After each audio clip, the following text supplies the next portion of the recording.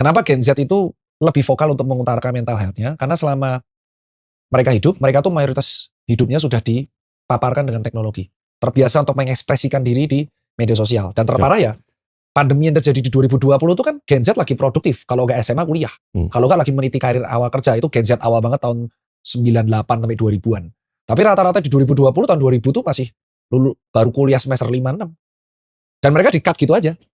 Pendidikan online. Yang akhirnya membuat aktivitas online screen time mereka tuh jadi tinggi.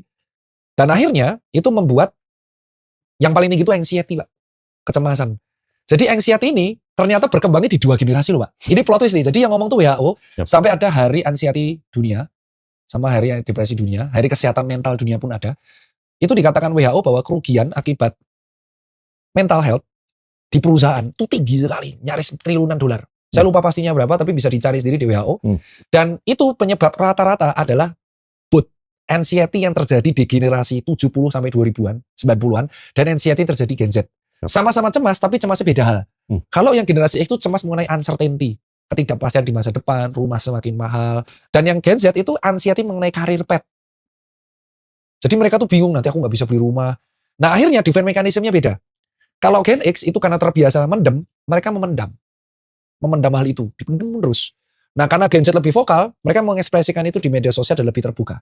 Nah anxiety ini Pak, endingnya apa? Menurunkan kualitas hidup.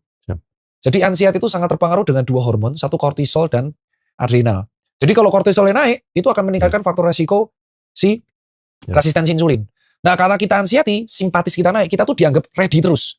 Jadi gula kita tuh akan dinaikin terus sama, dan akhirnya ya gula kita naik, tekanan darah kita naik, yang berujung endingnya nggak jauh dari stroke dan jantung. Nah yang Gen X, itu anxiety-nya karena stres kerja. Kerjanya tinggi, uncertainty, kadang bisa dipecat kapanpun, di rumah berantem, sama. Makanya sekarang psikiater tuh ketemu pasiennya kalau nggak Gen X, Z.